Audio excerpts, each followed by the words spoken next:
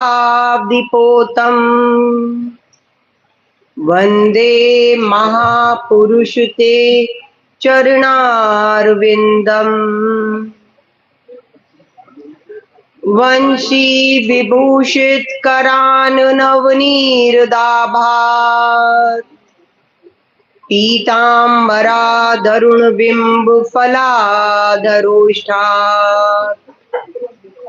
पूर्णेन्दु सुंदर मुखारविंद नेत्रात् कृष्णात् परं किमपि तत्त्वहं न जाने।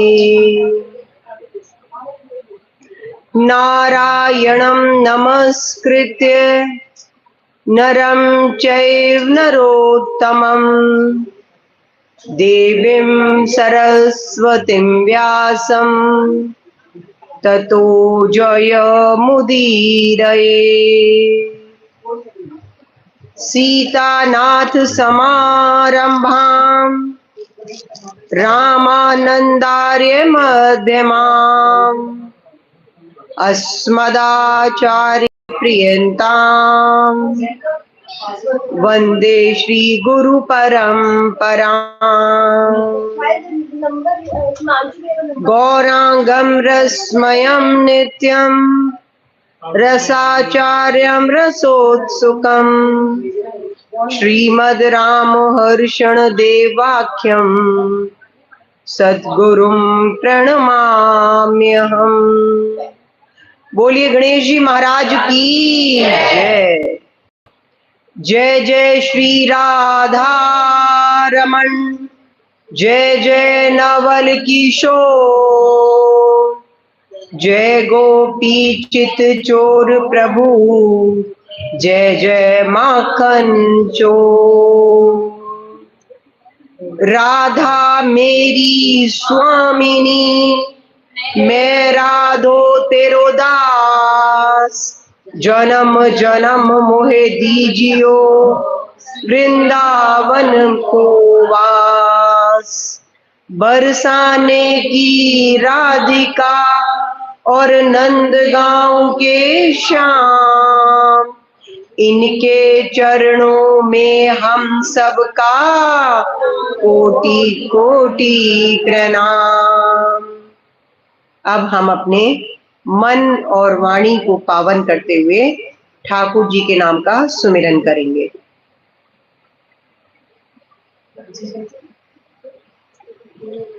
श्री कृष्ण गोविंद हरे मुरारी, हे नाथ नारायण वासुदेव।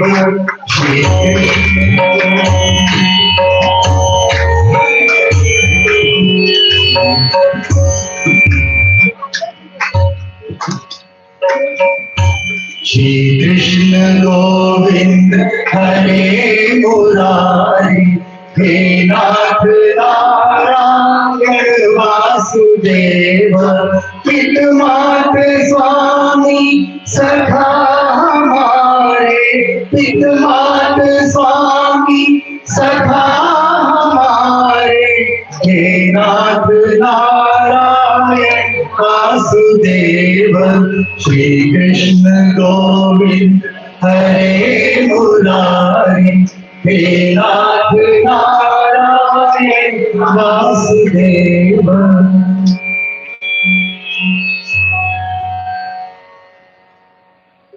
बोलिए कृष्ण कन्हैया लाल की जय।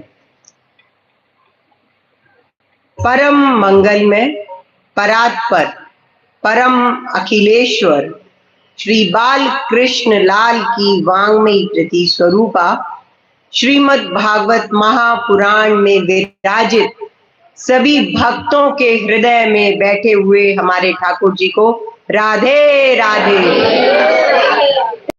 राधे राधे राधे। आज बहुत सौभाग्य का क्षण है। ठाकुर जी की विशेष अनुकंपा से और हमारी सुशीला जी के दृढ़ संकल्प से, बड़ों के आशीर्वाद से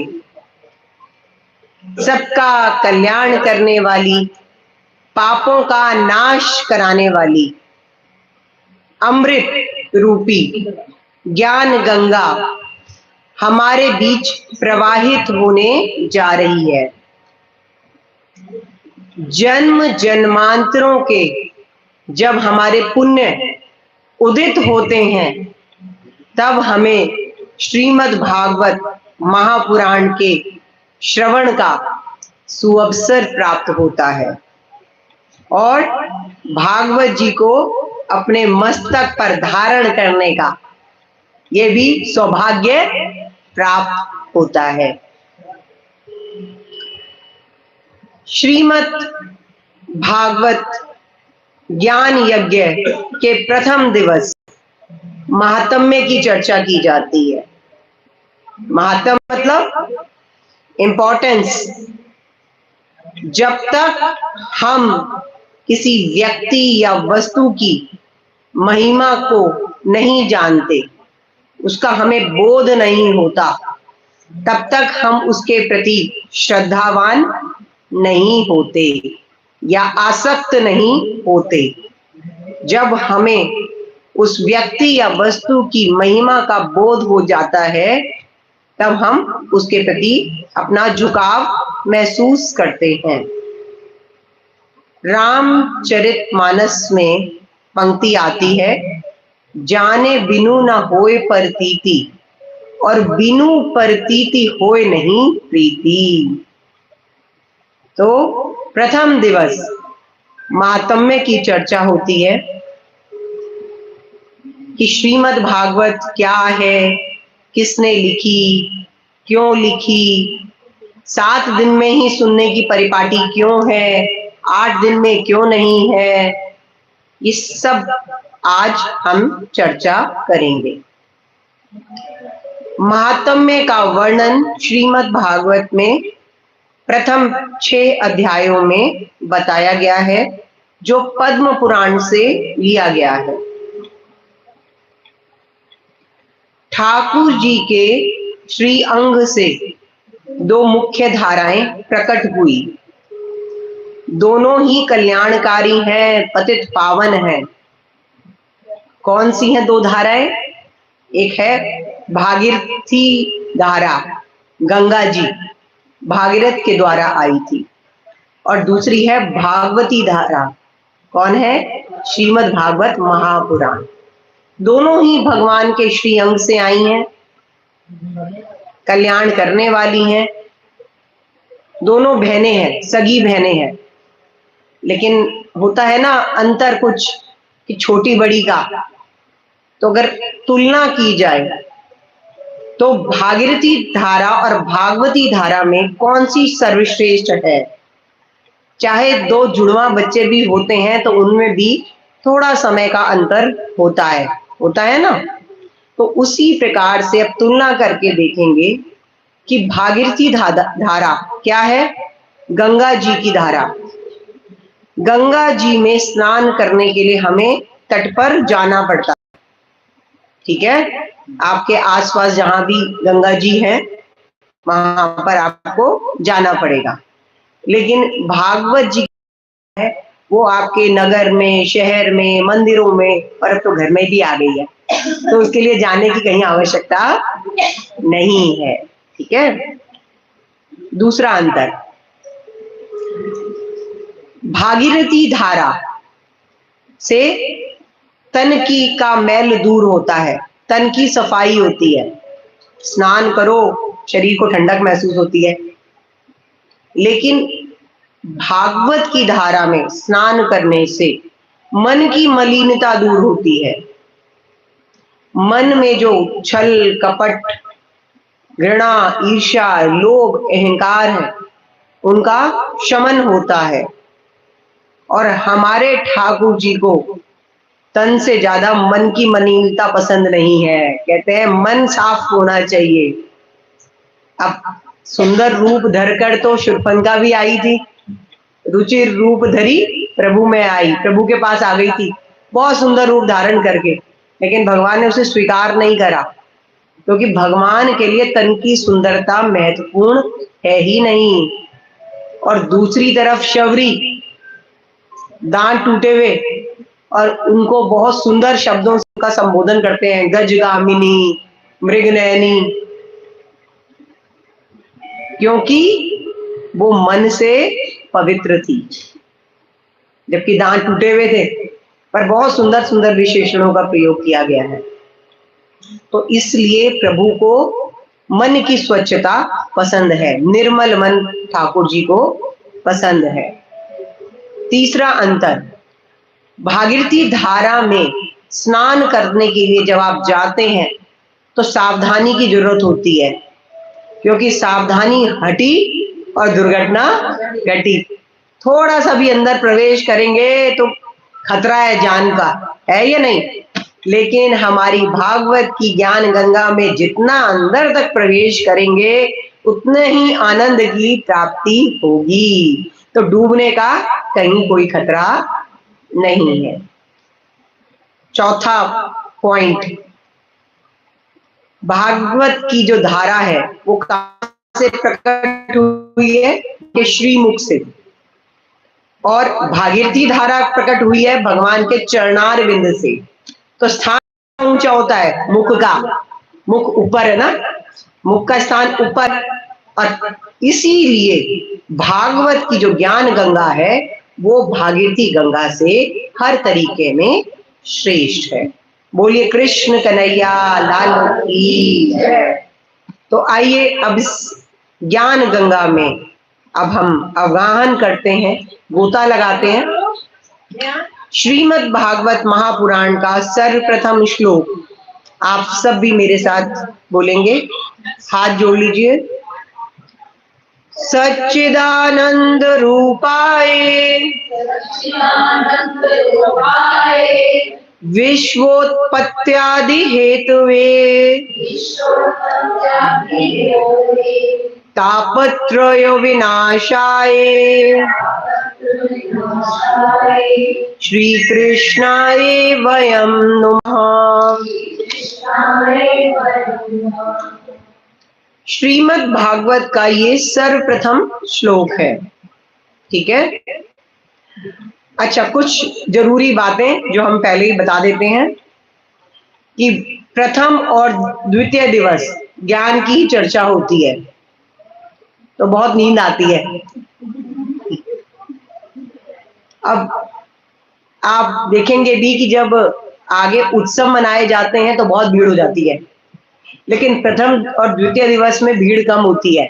उसका कारण भी यही है, एक तो नींद आएगी क्योंकि ज्ञान की चर्चा हो रही है, लेकिन जो पहले और दूसरे दिन आ जाते हैं उनको फिर किसी को बुलाने की आवश्यकता नहीं होती, बाकी दिन तो फिर बाद में ठाकुर जी अपने आप ले आते हैं। अब ज्ञान में जो हमने कहा है नींद आती है, दो बातें बहुत होती हैं। एक तो निद्रा देवी, जो दवाई खाने के बाद भी आपको नहीं आती, कथाओं में बहुत आराम से आती है। और दूसरा है मन। मन अभी यहाँ है और तभी मन कहाँ चला गया, अरे मैंने तो गैस पर दूध रखा था, या मुझे तो मार्केट जाना था, या मेरी मेड नहीं आई, तो मन दौड़ता है। तो निद्रा आने ना पाए और मन कहीं बाहर जाने ना पाए, तो उसके लिए बीच बीच में राधे राधे बोलना चाहिए, और साथ में ताली भी जरूर बजानी चाहिए। ताली जो है, जब आप ताली बजाते हैं तो क्या आ रही है? आवाज, साउंड। और ये जो ताली है ये है नाद ब्रह्म, नाद, ठीक है। और जो मुख से आप राधा नाम का उच्चारण कर रहे हैं वो है नाम ब्रह्म। जब नाद ब्रह्म, ताली और नाम ब्रह्म आपके मुख से प्रकट होता है तो पूर्ण ब्रह्म आपके जीवन में प्रकट हो जाता है, ठीक है। तो ताली बजानी चाहिए और राधा राधा बोलना चाहिए, ठीक है।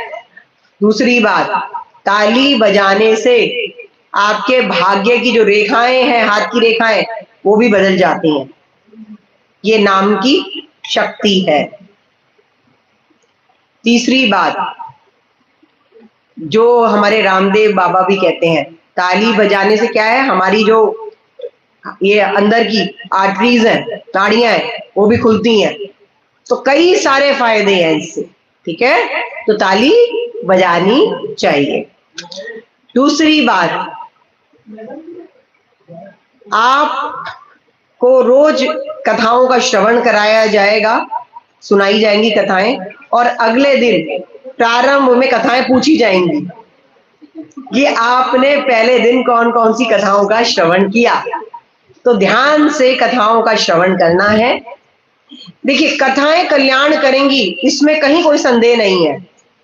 भगवान की कथा जो है वो कल्याण करती है, लेकिन कथाएं ऐसी ना हो पल्लू झाड़ कि भाई सुनी और वहीं पे वहीं छोड़कर आ गए और बाद में फिर अपने घर के कामों में व्यस्त हो गए और फिर अगले दिन फिर दोबारा आए और कथाओं में बैठ गए। ऐसा नहीं चलेगा। तो हम आपसे प्रश्न करेंगे और कुछ ऐसा भी कुछ कार्य करेंगे कि आपको इनाम वगैरह भी मिले कि आप तो थोड़ा सा और प्रिपेयर होकर आए। कथा में श्रवण तो महत्वपूर्ण है ही, जो आप सुन रहे हैं, सुनते हैं। श्रवण के बाद दूसरा पक्ष आता है चिंतन।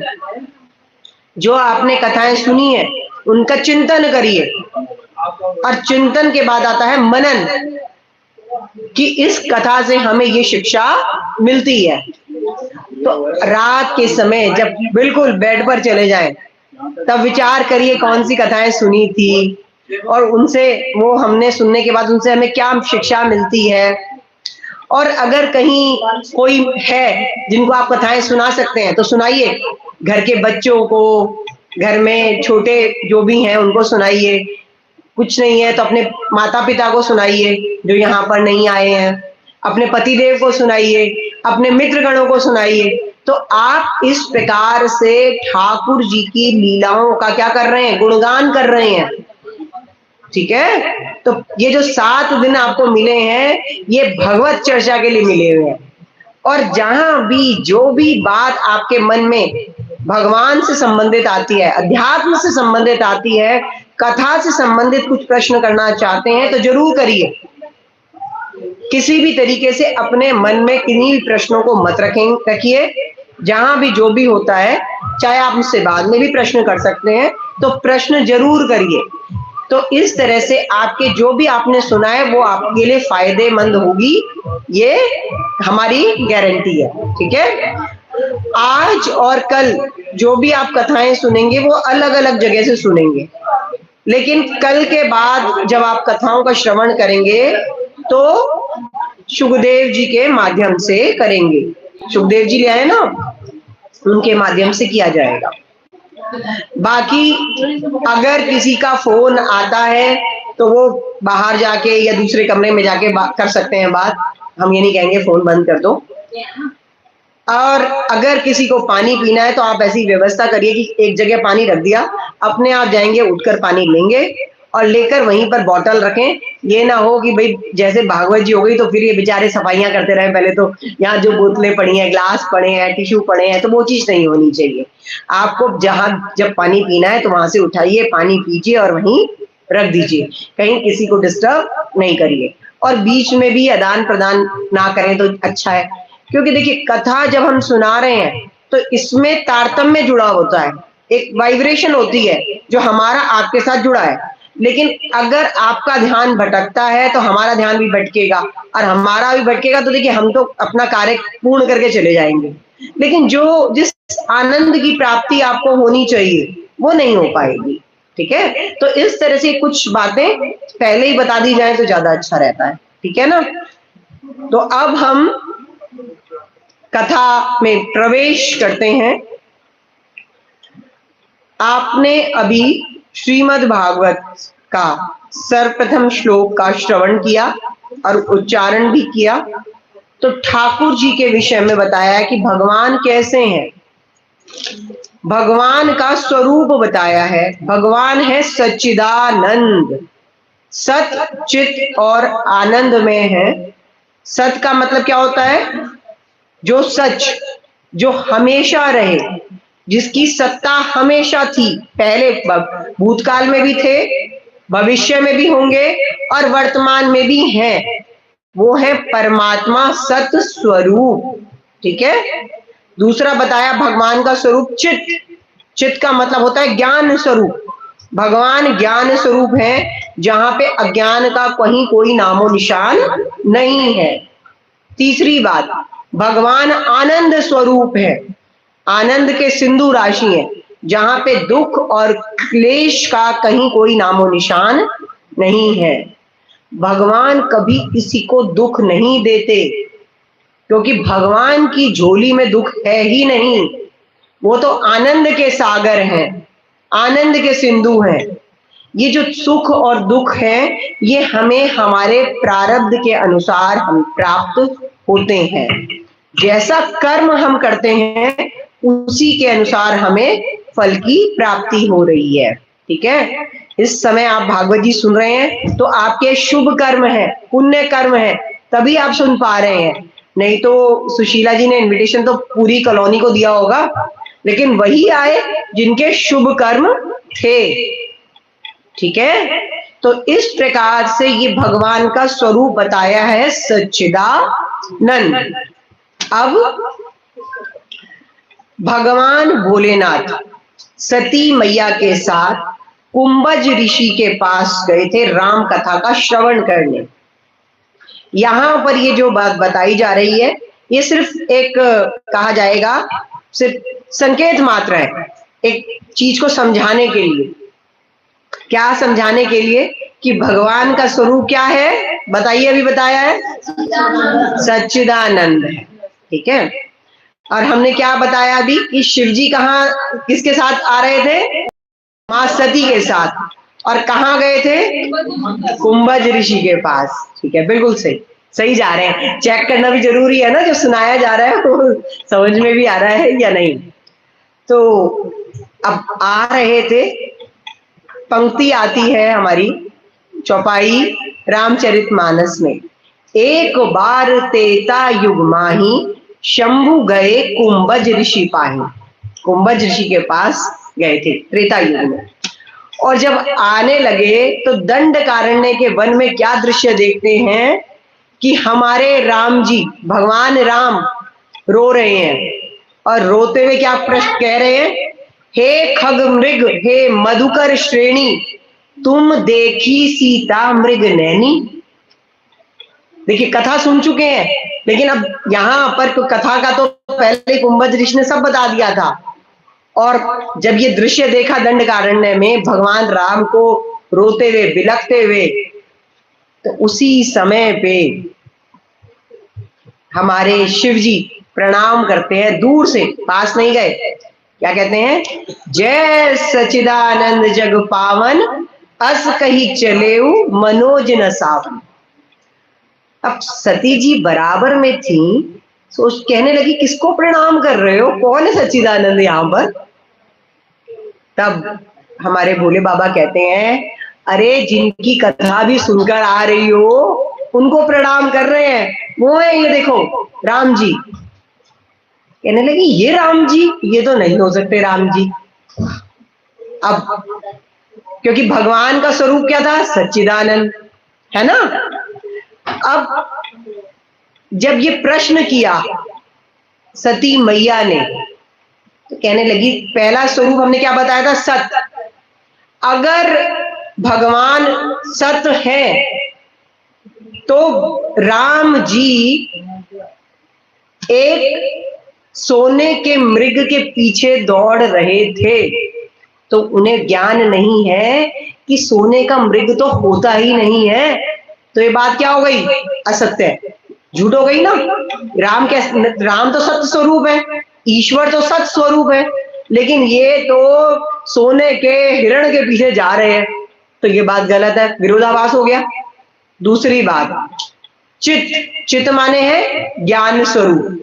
और यहाँ पे जब बिलख रहे थे, रो रहे थे दंडकारण्य में, तो क्या कह रहे हैं? हे खग मृग, हे मधुकर श्रेणी। तो खग मृग माने क्या हुआ कि पक्षियों से पता पूछ रहे थे कि मेरी मृगनयनी पत्नी को देखा है कहीं, सीता को देखा है। तो जो ज्ञान स्वरूप है वो पक्षियों को से कैसे पता पूछेगा भाई? जहां पक्षियों की भाषा तो अलग होती है या नहीं? और उसको ये ज्ञान होना चाहिए ना कि मेरी भाषा अलग और उनकी भाषा अलग, और वो क्या पता देंगे? तो ये भी विरोधाभास हो गया, ज्ञान नहीं दिखा सती मैया को, है या नहीं? अब तीसरी बात, अब भगवान क्या है? आनंद स्वरूप, और रो रहे हैं, बिलख रहे हैं, रोते रोते प्रश्न कर रहे हैं। तो जो आनंद का स्वरूप है, आनंद का सिंधु राशि है, वो रोएगा कैसे? वो तो रो सकता ही नहीं, है या नहीं? क्योंकि भाई उसके तो झोली में खुशियां ही खुशियां हैं। तो ये तीनों बातें उल्टी पड़ गई, हो गई ना उल्टी। अब जब उल्टी हो गई तो गलत लग गई। अब इसमें यहां पर अब समझा रहे हैं हमारे भोले बाबा कि अरे ये वही है जो तुमने अभी सुनकर आई हो, लेकिन सुनी महेश परम सुख माही। यहाँ पर सती मैया का जिक्र नहीं किया रामचरितमानस में कि उन्होंने भी कथा सुनी, गई तो साथ में थी, लेकिन जो पंक्ति आई वो महेश के लिए आई, शिव जी के लिए आई कि उन्होंने कथा सुनी है और उन्हें परम आनंद की प्राप्ति हुई है। तो क्या कारण था कि मैया सती को संशय हो गया? जब कुंभज ऋषि के आश्रम में दोनों गए, हमारे भोले बाबा और माँ सती, तो उस समय पर कुंभज ऋषि उनके स्वागत के लिए खड़े हो गए, और जब खड़े हो गए तो उनका वेलकम कर रहे हैं। तो सती मैया ने सोचा, देखो हम इनसे कथा सुनने आए हैं, तो इसका मतलब क्या हुआ? जिनसे हम कथा सुनने आए वो तो श्रेष्ठ है ना, लेकिन ये श्रेष्ठ नहीं है, हम श्रेष्ठ हैं, हम सुनने, हम श्रोता हैं, हम श्रेष्ठ हैं, क्योंकि देखो ये हमारा वेलकम कर रहे हैं, ऋषि हमारा स्वागत कर रहे हैं, तो हम श्रेष्ठ हैं। और दूसरी तरफ भोले बाबा ने क्या सोचा? कहने लगे कि देखो कथा सुनने हम इनसे आए हैं, पर ये इनकी विनम्रता है, इनकी सरलता है कि हमें देखकर खड़े हो गए, इन्होंने हमारा स्वागत किया, जबकि हम श्रेष्ठ नहीं है। जैसे ग्लास होता है ना, ग्लास में आधा पानी भरा हुआ है, तो एक व्यक्ति कहता है कि पानी आधा है, आधा भरा हुआ है, और एक कहता है आधा खाली है। तो ये दृष्टिकोण है ना हमारा कि एक कहता है आधा खाली है और दूसरा कहता है आधा भरा हुआ है। तो उसी प्रकार से हमारे भोले बाबा कह रहे हैं कि देखो कितने विनम्र हैं जो हमारे लिए खड़े हो गए, जबकि हमसे कथा सुनने आए हैं। और दूसरी तरफ माँ सती कहने लगी ये हमसे छोटे हैं और देखो हम तभी हम श्रेष्ठ हैं।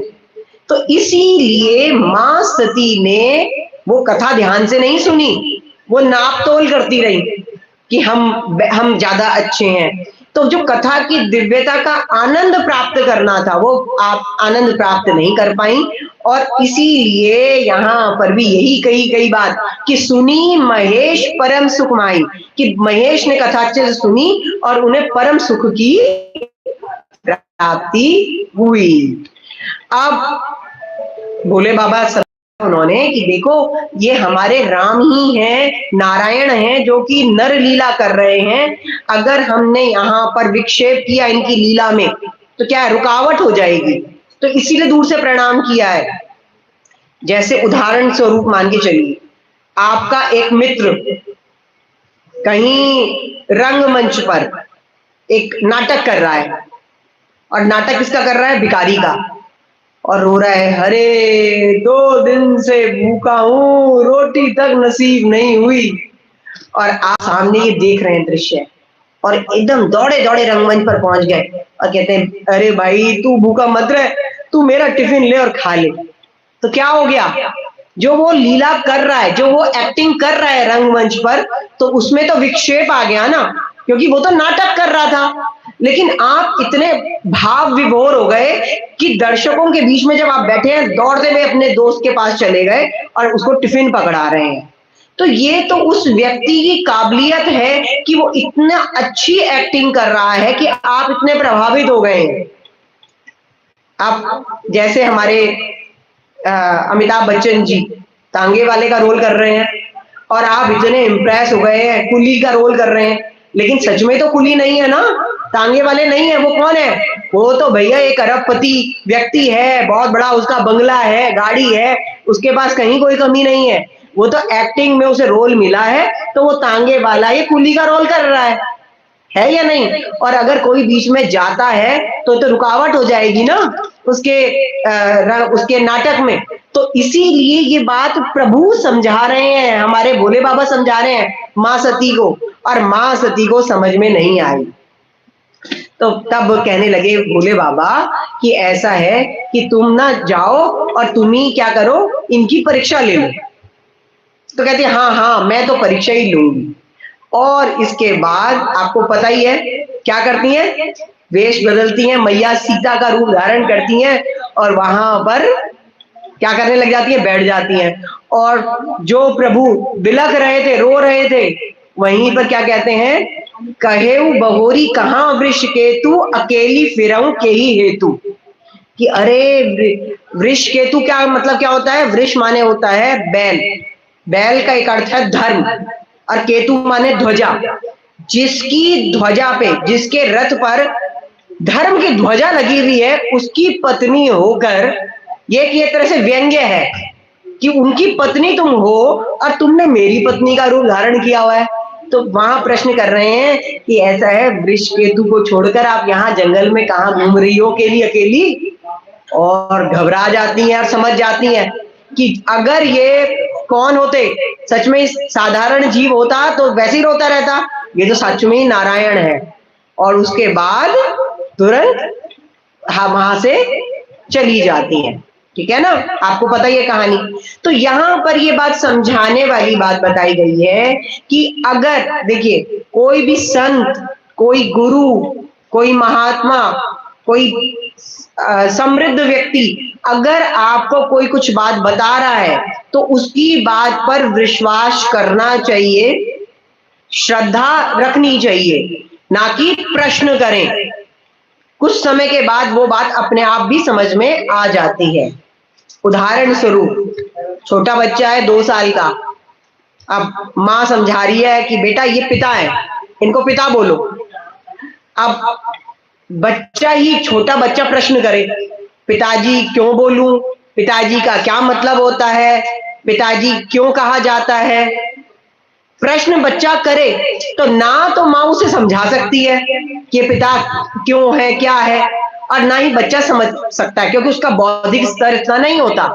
लेकिन माँ के कहे हुए वचनों को धारण करते हुए बच्चा क्या करता है, उस व्यक्ति को पिता पिता बोलता है और बाद में अपने आप समझ आ जाती है या नहीं। लेकिन अगर यही बहस करी जाए तो उसका कोई अंत नहीं है। तो अब भगवान का स्वरूप बताया है कि भगवान है सच्चिदानंद, और कार्य क्या करते हैं, इस संसार का निर्माण करते हैं, इसका पालन करते हैं और बाद में इसको अपने उदर में विलीन कर लेते हैं।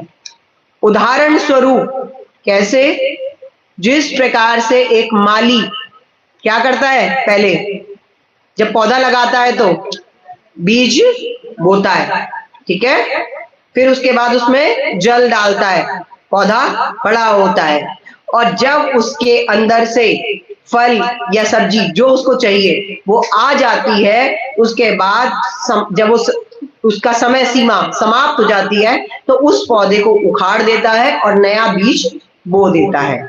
उसी प्रकार से हमारे ठाकुर जी इस संसार का निर्माण करते हैं, सृजन कर रहे हैं, पालन करते हैं और बाद में सबको अपने उदर में विलीन कर लेते हैं। कई बार हम अपने घर में क्या कहते हैं अपने बच्चों से, या कई बार अपने जो हमारे अधीनस्थ कार्य करते हैं कि हम हैं या हमारी वजह से तुम पल रहे हो, अगर हम नहीं होते तो तुम्हारा कुछ नहीं होता। कई बार निकल जाती है ये बातें मुंह से, है या नहीं। बच्चों के अलावा हमारे जो नौकर चाकर है, हम उनसे भी कई बार बोल देते हैं अरे तुझे कहीं नहीं मिलने वाली थी काम, ये मेरे यहीं टिका हुआ है तू।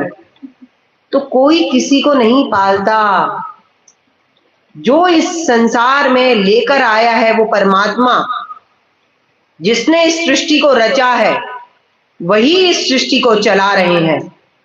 हम कहा जाएगा कि जब एक स्त्री गर्भवती होती है और गर्भ धारण करने के बाद अपने आप ही उसके गर्भ में शिशु को भोजन मिल जाता है, और जैसे ही बाहर आता है वो शिशु, माँ के स्तनों से अपने आप ही दूध आने लगता है।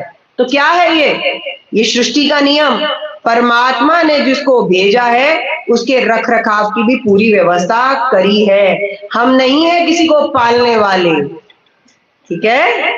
तो रचा है सृष्टि को जिस प्रभु ने, वही ये सृष्टि चला रहे हैं। रचा है सृष्टि को जिस प्रभु ने, वही ये सृष्टि चला रहे हैं। और आगे क्या है, बस इतना ही पता है। तो इस प्रकार से भगवान ही है जो इस संसार को चला रहे हैं, हम कोई नहीं है कि जो हम चलाएं। और जो इस परमात्मा के अधीनस्थ हो जाता है, जो इनकी चरण शरण ग्रहण कर लेता है, उसके तीनों प्रकार के तापों का भगवान शमन करते हैं। 3 प्रकार के ताप कौन से होते हैं? 3 प्रकार के ताप होते हैं, दैहिक, दैविक और भौतिक। दैहिक होता है देह से संबंधित, जैसे आपका बुखार आ गया, खांसी हो गई, जुकाम आ गया, ये है देह से संबंधित ऊपर बाह्य ताप। और एक होते हैं आंतरिक ताप, जैसे अंदर के जो ताप है, काम, क्रोध, घृणा, ईर्ष्या, लोभ, अहंकार, ये है दैहिक। दूसरा आता है देवीय प्रकोप। देवीय प्रकोप कौन से हुए हमारे? जैसे सुनामी, कोरोना, भूकंप, ये देवीय प्रकोप है। जैसा आपने सृष्टि को दिया वैसा सृष्टि ने आपको वापस दे दिया, ठीक है। तो ये है देवीय प्रकोप। और तीसरा प्रकोप कौन सा हुआ? तीसरा है भौतिक, भौतिक ताप, भू संबंधित। जमीन के नीचे से सांप, बिच्छू डंक मारते हैं ना, या एक राजा दूसरे राजा पर आक्रमण करता है, ये भी भौतिक ताप है। तो इन तीनों प्रकार के तापों का नाश करते हैं हमारे प्रभु, लेकिन कब करते हैं? जो इनकी चरण शरण ग्रहण कर लेता है। ऐसे भगवान श्री कृष्ण को हम सब बारंबार प्रणाम करते हैं। अब यहाँ पे श्री कृष्ण में श्री शब्द जो लगाया है वो किसके लिए लगाया है? हमारी राधा रानी के लिए लगाया है, क्योंकि हमारे सनातन धर्म में युगल उपासना का प्रावधान है।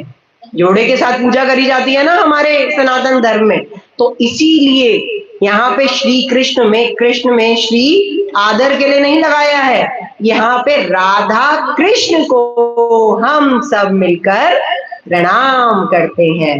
तो अब आया श्लोकार्थ समझ में। सच्चिदानंद रूपाय विश्वोत्पत्त्यादि हेतुवे तापत्रय विनाशाय श्री कृष्णाय वयम नमः।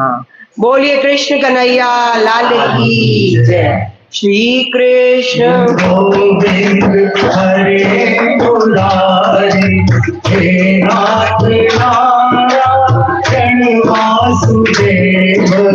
श्री कृष्ण गोविंद हरे मुरारी, हे नाथ नारायण वासुदेव। एकमात्र स्वामी सखा हमारे, एकमात्र स्वामी सखा हमारे, हे नाथ नारायण वासुदेव। श्री कृष्ण गोविंद हरे मुरारी, हे नाथ नारायण वासुदेव। राधा रमण हरि बोल, जय जय राधा रमण हरि बोल, जय जय राधा रमण हरि बोल, जय जय राधा रमण हरि बोल। हरि बोल हरि बोल हरि बोल, हरि बोल हरि बोल हरि बोल। जय राधा रमण हरि बोल, जय राधा रमण हरि बोल। गोविंद बोलो गोपाल बोलो, गोविंद बोलो हरि बोलो, गोविंद बोलो हरि गोपाल बोलो, गोविंद बोलो हरि गोपाल बोलो। राधा रमण हरि गोविंद बोलो, राधे कृष्णा राधे कृष्णा राधे राधे राधे कृष्णा, राधे कृष्णा राधे कृष्णा राधे राधे राधे कृष्णा, राधे कृष्णा राधे कृष्णा राधे राधे राधे कृष्णा, राधे कृष्णा राधे कृष्णा राधे राधे राधे कृष्णा, राधे कृष्णा राधे कृष्णा राधे राधे राधे कृष्णा, राधे कृष्णा राधे कृष्णा राधे राधे राधे कृष्णा। बोल भागे बिहारी लाल। अब सूत जी महाराज शौनक आदि 88,000 ऋषियों को कथा का श्रवण करा रहे हैं। शौनक आदि 88,000 ऋषि,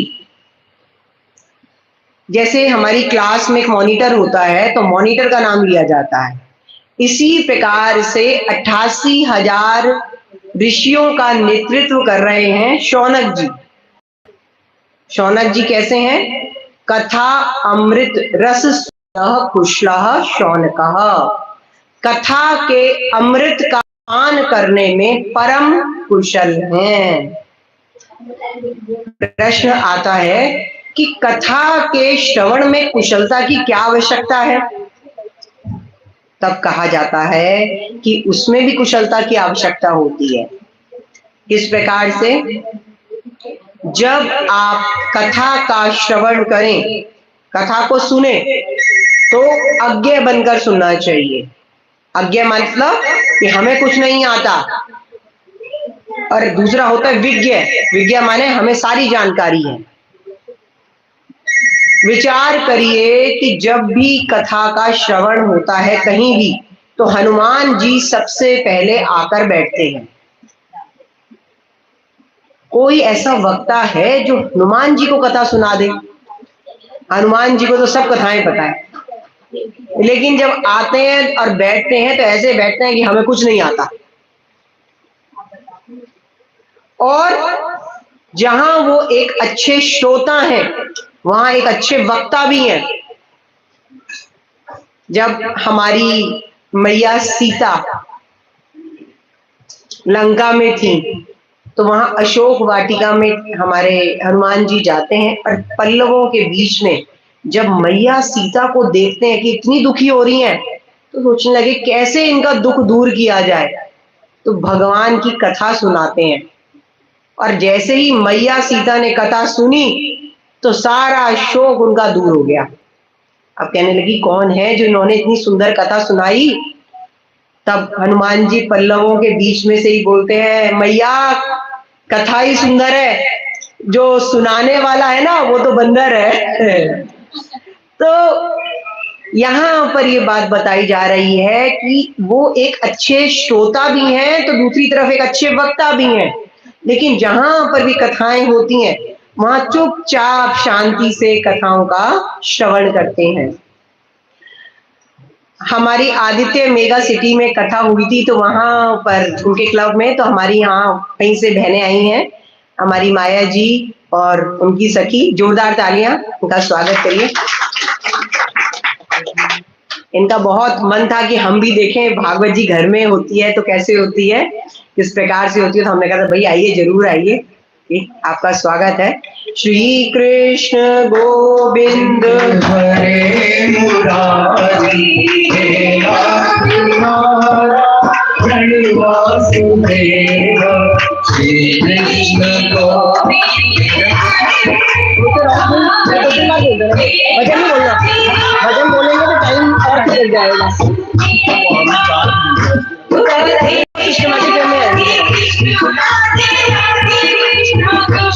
राधे कृष्णा राधे कृष्णा राधे राधे राधे कृष्णा राधे कृष्णा राधे कृष्णा राधे राधे राधे कृष्णा राधे कृष्णा राधे कृष्णा राधे राधे राधे कृष्णा राधे कृष्णा राधे कृष्णा राधे राधे राधे कृष्णा जय जय राधा रमणी हरि बोल जय जय राधा रमणी हरि बोल जय जय राधा रमणी हरि बोल जय जय राधा रमणी हरि बोल हरि बोल हरि बोल हरि बोल हरि बोल हरि बोल हरि बोल हरि बोल हरि बोल हरि बोल हरि बोल हरि बोल हरि बोल जय जय राधा रमणी हरि बोल जय जय राधा रमणी हरि बोल बोल भाग्य बिहारी लाल की। इस प्रकार से शौनक जी कथा रस के स्वाद में परम कुशल हैं। शौनक जी कहते हैं सूत जी महाराज से, अज्ञान ध्वंत विध्वंस कोटि सूर्य संप्रभा सूतख्यायी कथा सारम मम कर्ण रसायनम। कहने लगे सूत जी महाराज, हमारा जो हृदय है ना वो घोर अंधकार से घिरा हुआ है और आपके पास करोड़ों सूर्य के समान ज्ञान का प्रकाश है, तो आप अपने ज्ञान की किरण हमारे भी कर्ण कोरों में डालिए। भक्ति ज्ञान वैराग्य और विवेक को बढ़ाने के लिए वैष्णव जन क्या करते हैं, क्योंकि घोर कलयुग आ चुका है, मुश्किल काम कोई करना नहीं चाहता, तो भगवत प्राप्ति का आसान कार्य आप बताइए, क्योंकि आपके ऊपर बहुत गुरु की कृपा बरस रही है। क्योंकि कहा जाता है ना कि गुरु मेहरबान तो चेला पहलवान। और गुरु का अर्थ क्या होता है? घूष जो वर्ण है उसका अर्थ होता है अंधकार और रू माने होता है प्रकाश। तो जो अंधकार से प्रकाश की ओर ले जाए वो है गुरु। और सदगुरु कौन हुआ? जो आपका सत के साथ संबंध स्थापित करता है, वो है सदगुरु। और यही बात हमारे गोस्वामी जी ने रामचरितमानस में भी बोली है। क्या कहा है? कहते हैं, बंदव गुरुपद कंज कृपा सिंधु नर रूप हरि और महामोह तम पुंज जासु वचन रवि कर निकर। क्या मतलब हुआ? इस बात का मतलब हुआ, वंदव गुरुपद कंज, गुरु के चरणों में मैं वंदना करता हूं। और कैसे हैं हमारे गुरु? जो कृपा सिंधु, कृपा के सिंधु है, सिंधु मतलब सागर है, और कृपा के सागर तो है ही, दूसरी तरफ क्या है? नर रूप, नर के आकार में हरि है। हमारे समक्ष में ब्रह्म जो परमात्मा है उसके अलग अलग स्वरूप हैं। एक होता है नराकार ब्रह्म, एक होता है निराकार ब्रह्म, एक होता है निराकार ब्रह्म। तो यहाँ पर गोस्वामी जी ने बताया है कि गुरु कैसे हैं? गुरु है नर के आकार में, मनुष्य के आकार में ही ईश्वर हमारे सामने है, जो जिनकी हमें आराधना करनी चाहिए। और वो क्या कार्य करते हैं? कहते हैं उनके जो वचन हैं वो इस प्रकार से हैं कि जो हमारे अंदर अंधकार बैठा हुआ है उस अंधकार का नाश करके साक्षात सूर्य किरणों के समान ज्ञान का पुंज हमारे हृदय भवन में विराजमान कर देते हैं। तो यहाँ पे सुखदेव जी भी ऐसे गुरु थे जिन्होंने परीक्षित को 7 दिनों में ही मोक्ष की प्राप्ति कराई। तो जिन जिनके गुरु हैं वो अपने गुरु का ध्यान करिए, और जिनके गुरु नहीं है वो प्रार्थना करिए कि हमें भी सुखदेव जी जैसा गुरु मिले, जो कि हमें भी भव से पार लगा दे। गुरुर् ब्रह्मा गुरुर्विष्णु गुरुर्देवो महेश्वरः, गुरु साक्षात परब्रह्म तस्मै श्री गुरुवे नमः। तो हम अपने गुरु को याद करते हैं, गुरु का भजन, और उसके बाद हम आगे कथा में प्रवेश करते हैं। जो आपको पसंद है।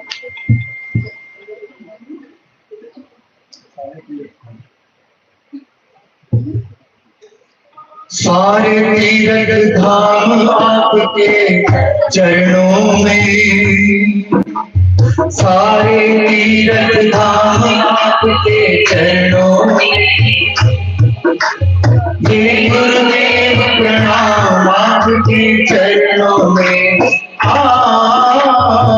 सारे तीर्थ धाम आपके चरणों में, ये गुरुदेव प्रणाम आपके चरणों में, प्रणाम आपके चरणों में। जन्म के दाता मात पिता है, आप कर्म के दाता है, आप कर्म के दाता है। आप मिलाते हैं ईश्वर से, आप ही भाग्य विधाता है, आप ही भाग्य विधाता है। जन्म के दाता मात पिता है, आप कर्म के दाता है, आप मिलाते हैं ईश्वर से, आप ही भाग्य विधाता है, आप ही भाग्य विधाता है। हे गुरु ब्रह्मा हे गुरु विष्णु हे शंकर भगवान आपके चरणों में, हे गुरुदेव प्रणाम आपके चरणों में। सारे तीर्थ धाम आपके चरणों में, हे गुरुदेव प्रणाम आपके चरणों में, हे गुरुदेव प्रणाम आपके चरणों में।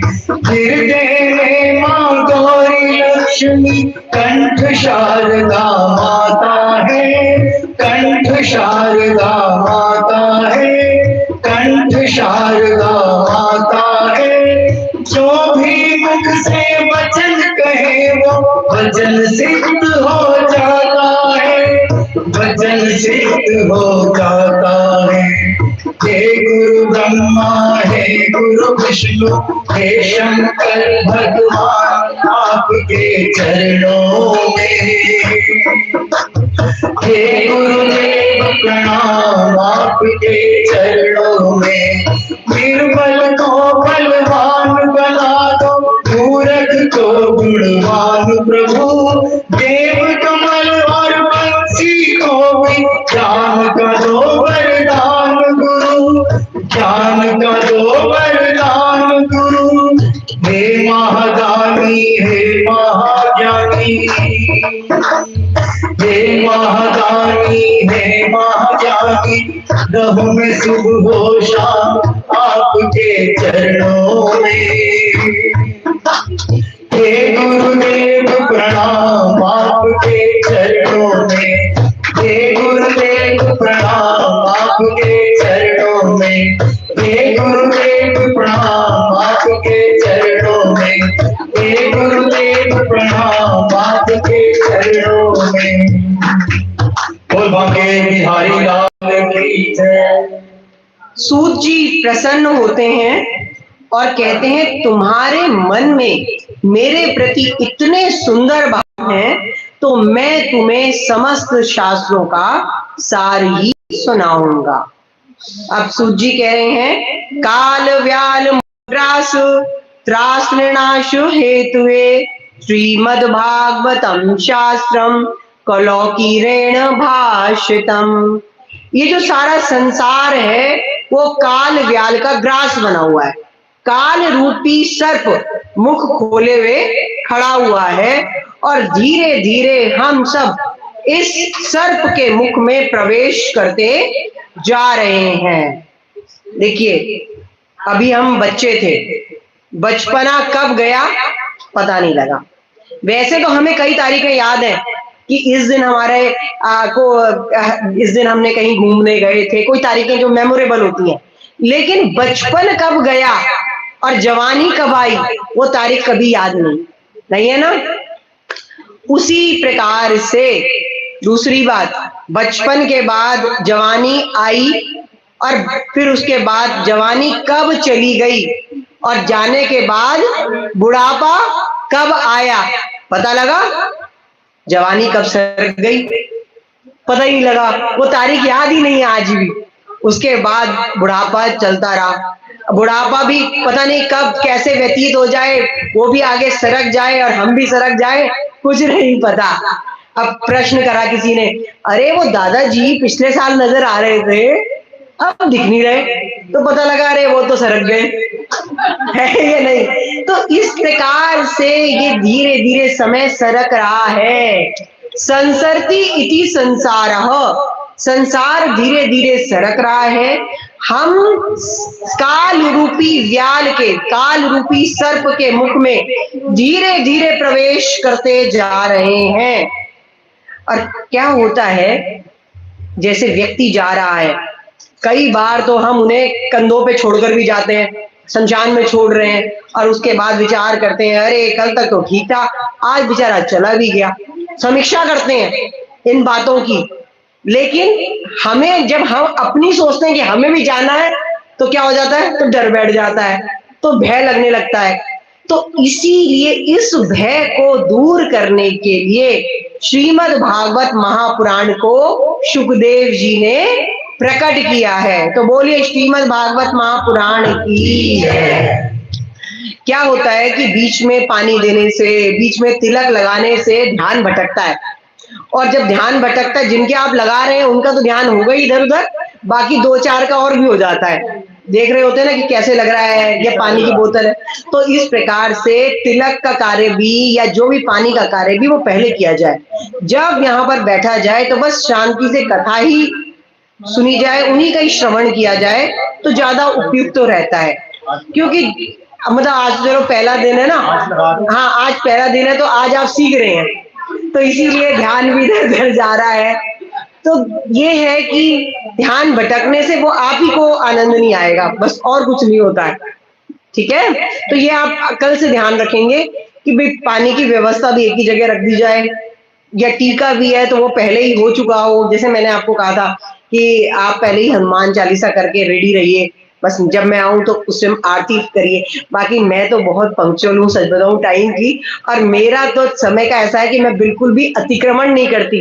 अगर 5 बजे कहा है तो मैं 5 बजे ही कथा संपन्न कर दूंगी, या 4 बजे कहा है चाहे। अब वो कथाओं को देखिए, वो हिसाब ये है कि आपको जो समय मिला है हमने तो वो समय आपको दे दिया है, अब आप वो समय किसी भी प्रकार से प्रयोग करिए उसको। आप भजन के भी, हम जैसे ये भैया चलो पहले मिले हुए हैं जानते हैं, नहीं तो यहाँ ये होता है कि अगर भजन का एक पैराग्राफ भी बढ़ा तो कथा को उस हिसाब से छोटा कर दिया जाएगा, क्योंकि हमें समय नहीं आगे वो करना है, अतिक्रमण नहीं करना है।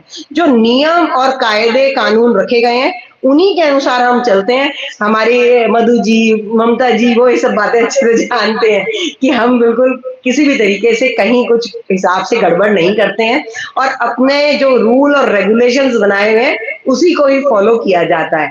ठीक है, तो इसीलिए जो आपका जैसे समय है 12:30 से 3:30 वही है। और अगर कभी जैसे कृष्ण जन्म में है या फिर रुक्मणी विवाह में जो समय बढ़ता है तो वो भी पहले ही बता दिया जाता है कि आज थोड़ा समय अतिरिक्त लगेगा, जिससे कोई और परेशान ना हो। क्योंकि कई बार होता है ना, कथाएं होती हैं कि जैसे कहते हैं 2 से 5 है, 3 से 6 है, तो 6 के 8 बजते हैं, तो वो कहानी हमारी कथाओं में बिल्कुल नहीं होती है।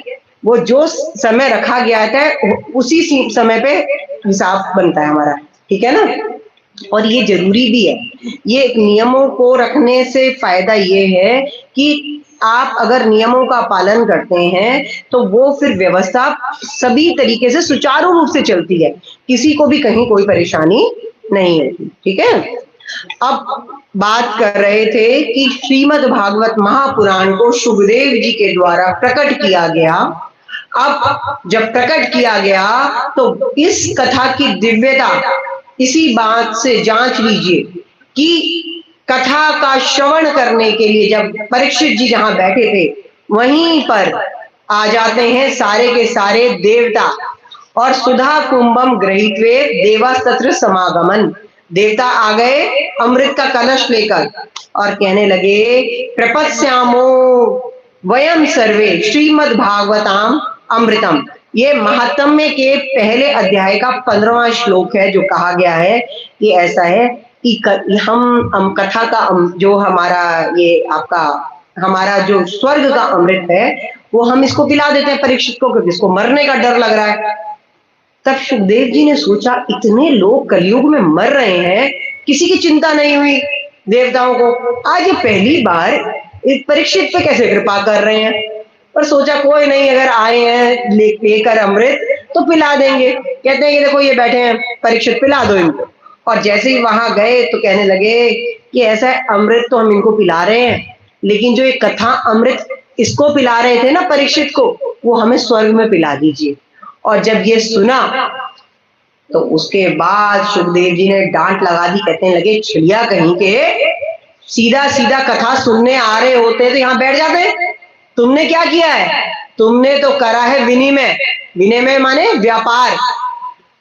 कहने लगे कि ऐसा है, कहां तो तुम्हारा तुच्छ ये कांच का टुकड़ा ये अमृत, और कहां हमारी दिव्यादि दिव्य मणि हरि कथा अमृत, कहीं कोई बराबरी नहीं है। और वहां से उन सब देवताओं को भगा दिया। क्व स्वधा क्व कथा लोके क्व कांचः क्व मणिर्महान ब्रह्मरात्रो विचार्यवम तदा देवान जहासः। जिस बात को आपको भी हिंदी में बताया है उसी को हमने संस्कृत में बताया है। देखिए, जो बातें आपको बताई जाती हैं वो हमारी अपनी रचना नहीं होती या हमारी अपनी बात नहीं होती, वो संस्कृत के श्लोक हैं जिनको हिंदी में बता दिया जाता है, और श्लोक सुनाकर ये बात बता दी जाती है कि कथा की प्रामाणिकता है। कथा में जो आप ग्रंथ में लिखा है वो बिल्कुल यही बातें लिखी गई हैं। और उसके बाद सारे के सारे देवताओं को वहां से भगा दिया और कहने लगे ये है अभक्त। अभक्त मतलब जो भक्त नहीं है। अगर भक्त होते तो वहां पर कथा बैठकर सुन लेते, लेकिन इधर इन्होंने नहीं सुनी। तो एक तरफ तो हमारे देवादिदेव महादेव हैं, कौन, भोले बाबा, जिन्होंने राम कथा एक बार सुनी थी काकभुशुंडी पक्षी से। काकभुशुंडी कौन था, कौआ, कौए से सुनी है नीलांचल पर्वत पर, और पक्षी बनकर देवादिदेव महादेव ने सुनी। ठीक है, पक्षी बनकर सुनी। और दूसरी तरफ ये देवता जो कह रहे हैं आकाश में सुनाओ, स्वर्ग में सुनाओ। तो इसीलिए जब कथा का श्रवण कराया जाता है तो भक्तों को नीचे बैठाया जाता है। क्यों बैठाया जाता है और व्यासपीठ को ऊंचा रखा जाता है, उसका मुख्य कारण यही है कि जो नीचे बैठते हैं, देखिए जिनके जो ऊपर बैठे हैं वो इस बात को ऐसे मत सोचिए, क्योंकि आप जब जो ऊपर बैठे हैं उनके दिक्कत होगी इसलिए आप बैठे हैं। बाकी जो नीचे बैठे हुए व्यक्तियों के लिए कहा जाता है कि अभिमान शून्य होते हैं, वो उनमें किसी प्रकार का अभिमान नहीं होता। और अगर अभिमान आ जाता है तो वो उनको लगता है कि हमारे लिए तो स्पेशल एक जगह होनी चाहिए और हमें वहां पर बैठाना चाहिए। तो इसीलिए भक्तों को कहा जाता है कि वो नीचे बैठो। व्यासपीठ को इसीलिए ऊंचा रखा जाता है कि ऊंचे रखकर वो ये महसूस करें कि हमारा जो पद है, हम अभिमान शून्य है। श्रोता कहेंगे हम अभिमान शून्य है और हम इसलिए कथा का यहाँ पर बैठकर श्रवण कर रहे हैं। अब सारे के सारे देवता चले गए आकाश में, और वहां पर जाकर ये बात ब्रह्मा जी को उन्होंने बताई और कि इस प्रकार से हमारे को हरि कथा अमृत नहीं दिया। तब ब्रह्मा जी कहते हैं चलो विचार करते हैं ऐसा क्यों क्यों हुआ और क्या हुआ। अब ये बात यहाँ पर समाप्त हो जाती है। लेकिन 7 दिन में जब परीक्षित को मोक्ष की प्राप्ति होती है, राज्यो मोक्षम तथा वीक्ष्य पुरा धातापि विस्मिता सत्य लोके तुलाम वध्वा तोलयत साधना नियजः। महात्म्य के पहले अध्याय का 18वां श्लोक है ये। इसमें कहने लगे जब राजा को मोक्ष की प्राप्ति हो गई तो धाता कौन है? ब्रह्मा जी। वो भी विस्मित हो गए, हैरान हो गए, और उन्होंने क्या कर लिया, एक तुला तराजू मंगाया और तुला में क्या करा, एक तरफ रख दिए बहुत सारे ग्रंथ, धर्म ग्रंथ, और दूसरी तरफ रख दिया श्रीमद् भागवत महापुराण को। लेकिन क्या हुआ, लघुन्यन्यानि जातानि गौरवेण इदं महत् तदा ऋषि गणा सर्वे विस्मयं परमं ययु। सारे के सारे ग्रंथ जो है लघु हो गए, और दूसरी तरफ श्रीमद् भागवत का पलड़ा इतना भारी था कि वो हिला ही नहीं। तो इस प्रकार से इस कथा की दिव्यता देखिए कि ये कैसा ग्रंथ है। श्रीमद् भागवत जो ग्रंथ है वो इस ऐसा अब अतुलनीय ग्रंथ है जो कि सबका कल्याण करने वाला है। बोलिए कृष्ण कन्हैया लाल की जय। श्री कृष्ण गोविंद हरे मुरारी हे नाथ नारायण वासुदेव। चलिए आपको थोड़ी देर वृंदावन ले चलते हैं। अभी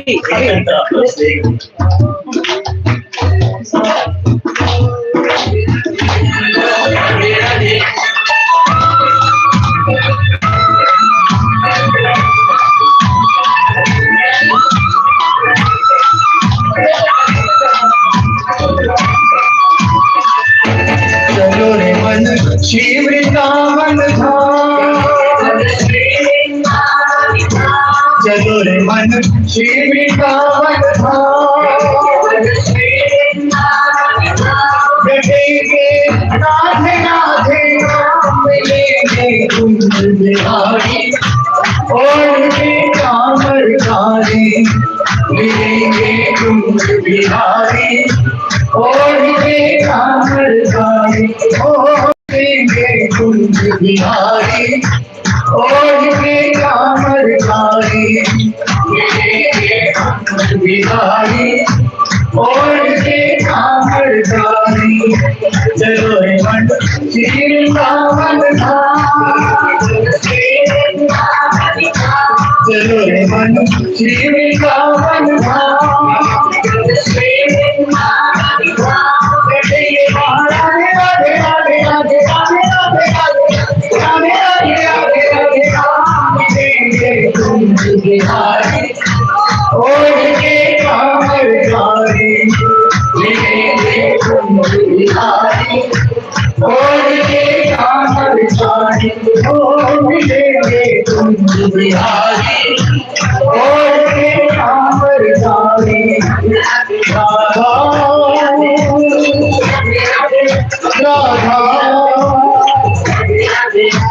राधा राधा।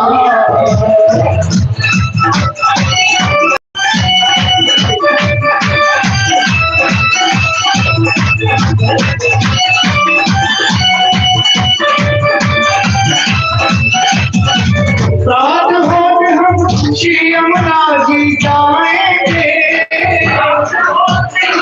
श्री यमुना जी जाएंगे, रात होते हम श्री यमुना जी जाएंगे, श्री यमुना जी जाएंगे। हम जीवन सफल बनाएंगे,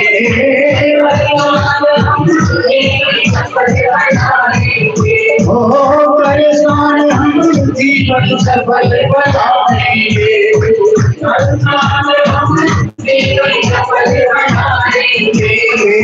पूर्ण हो सबका पूर्ण हो सबका। राधे राधे राधे राधे राम बिहारी,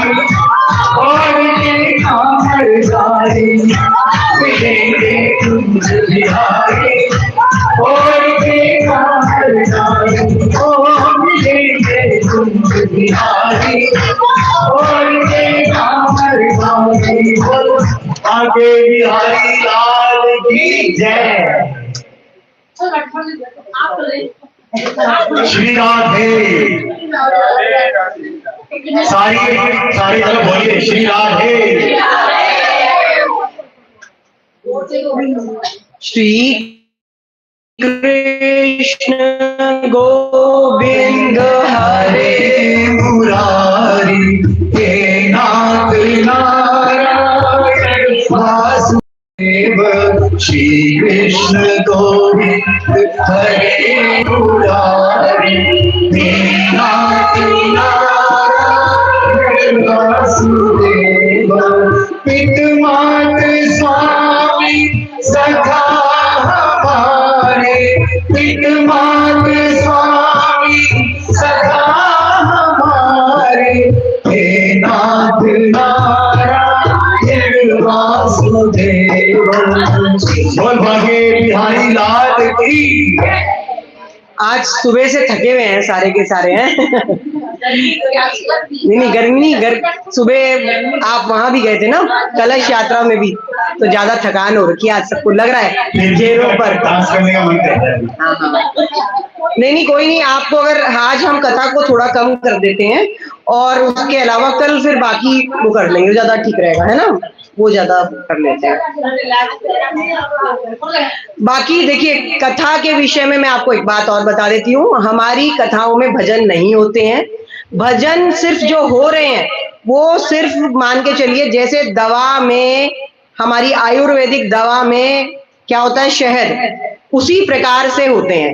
क्योंकि कथा की दिव्यता, आपको अगर भजन सुनने हैं तो भजन संध्या आप करा सकते हैं और आप कराते भी, ऐसी बात नहीं है, अगर भजनों का आनंद लेना है तो। लेकिन कथा जब होती है तो कथा में सिर्फ भजन वहीं तक सीमित रहते हैं जहां पे जरूरत हो, क्योंकि जहां पर भजन ज्यादा हुए तो वहां फिर कथा क्या हो जाती है, शॉर्ट हो जाती है, छोटी हो जाती है। बाकी बैलेंस बनाने के लिए कार्य किए जाते हैं किस प्रकार से, बीच बीच में नाम संकीर्तन करके। नाम संकीर्तन में लोग जुड़े होते हैं, लेकिन भजन में तो फिर जब नाच गाना होता है और उसके बाद 10 मिनट के बाद सेटिंग होने में, बैठने में भी समय लग जाता है।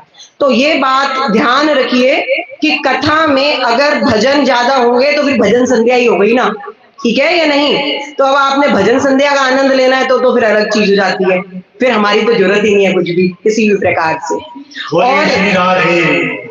और राधे राधे भी हम ही बोल देंगे तो ज्यादा बेटर है। आपकी जहां जरूरत होगी हम वहां पर आपको बुला लेंगे या कहेंगे कि भाई साहब आप ही गइए भजन करिए, वो ज्यादा जरूरी है। तो अब कथा में प्रश्न करते हैं शौनक कादी ऋषि कि कथा जब इतनी अच्छी है तो 7 दिन में ही सुनने की परिपाटी क्यों प्रारंभ करी, 8 दिन क्यों नहीं करी, या ज्यादा समय तक क्यों नहीं किया गया। तो उन्होंने कहा कि ऐसा है कि ये परिपाटी सूची कहते हैं मैंने नहीं चलाई, ये तो नारद जी और दूसरे संकादिकों ने ये प्रारंभ करी। तो कहने लगे अच्छा, संकादिकों ने और नारद जी ने, वो कैसे, क्योंकि नारद जी तो एक घड़ी से ज्यादा कहीं टिकते नहीं, तो उन्होंने कैसे चला दिया। तब कहने लगे कि ऐसा है, एक बार की बात है, एकदा ही विशालायाम चत्वार ऋषियो मलः सत्संगार्थम समायाता ददिष्टु तत्र नारदम। एक बार की बात है, विशाला नगरी में चारों भाई भ्रमण कर रहे थे और वहां पे दर्शन करते हैं नारद जी के, और जब दर्शन करते हैं तो बड़े प्रसन्न हो जाते हैं, क्योंकि किसकी इच्छा से आए हैं, सत्संग के लिए, प्रसन्न हो जाते हैं। ये है मुक्त संत महात्मा। मुक्त संत महात्मा उन्हें कहते हैं जिनका ना तो कोई घर बार होता है, ना ही उन्होंने कोई कुटिया बना रखी है किसी भी प्रकार की।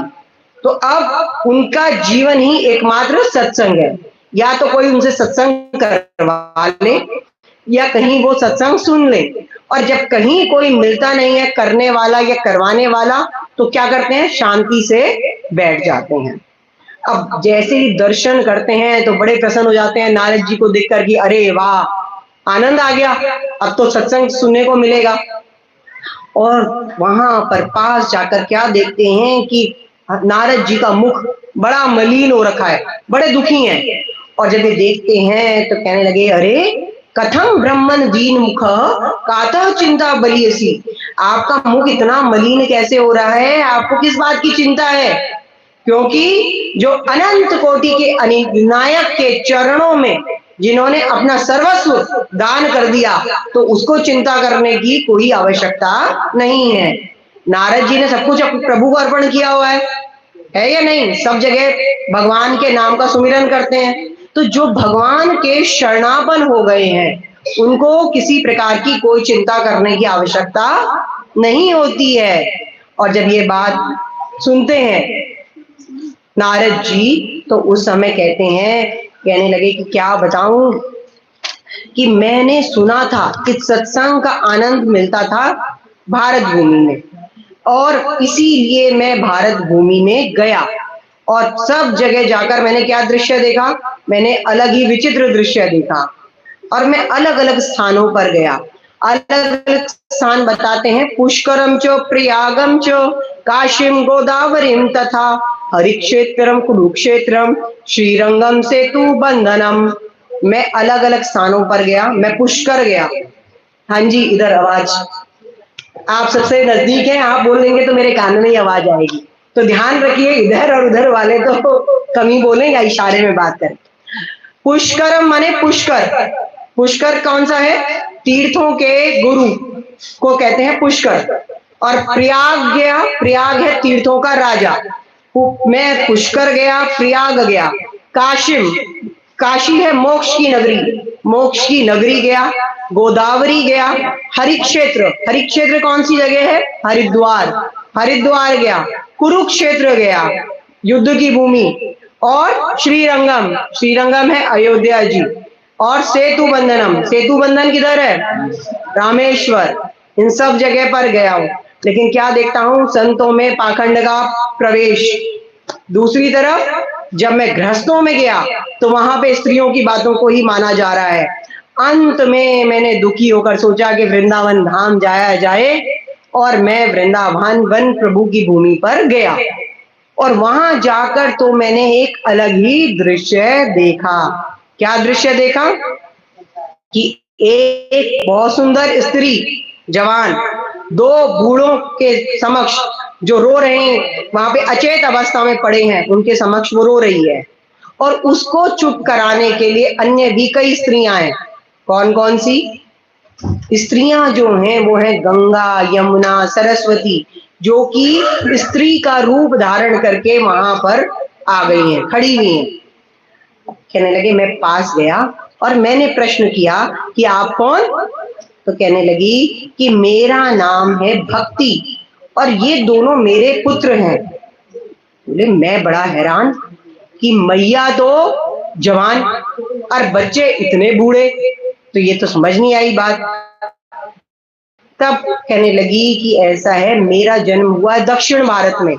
दक्षिण भारत के जो ब्राह्मण देखते हैं तो वो देखते हैं वहां पर वो इतने ज्ञानी हैं, इतने प्रकांड पंडित हैं वहां के, तो कहा जाता है भक्ति का जन्म है दक्षिण भारत।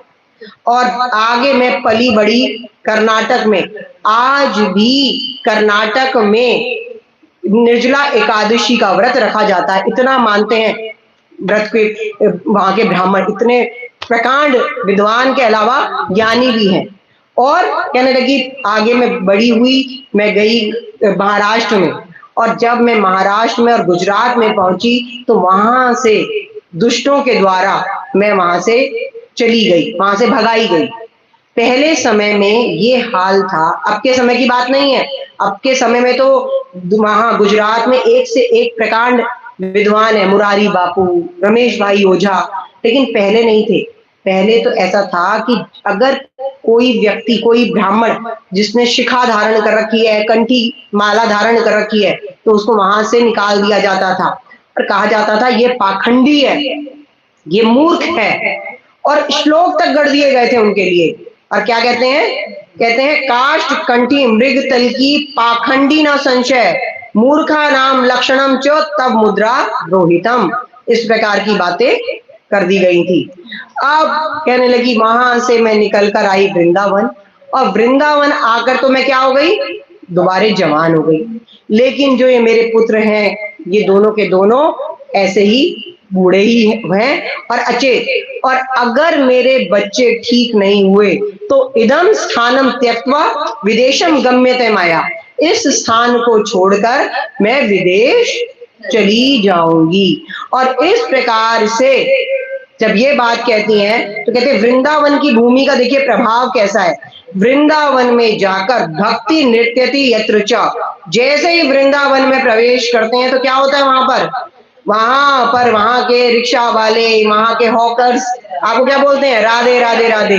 तो ठाकुर जी को बुलाने की आवश्यकता नहीं होती, ठाकुर जी स्वतः ही आपके हृदय भवन में विराजमान हो जाते हैं। तो चले वृंदावन, तो अब चलेंगे हम वृंदावन, ठीक है। तो चलो रे मन श्री वृंदावन धाम, और वहां पे क्या करेंगे, तो खड़े होके करना पड़ेगा, बोलिए चलो रे मन श्री वृंदावन धाम, रटेंगे राधे राधे नाम, मिलेंगे कुंज बिहारी राधे राधे नाम, मिलेंगे कुंज बिहारी और कांवर काली, मिलेंगे कुंज बिहारी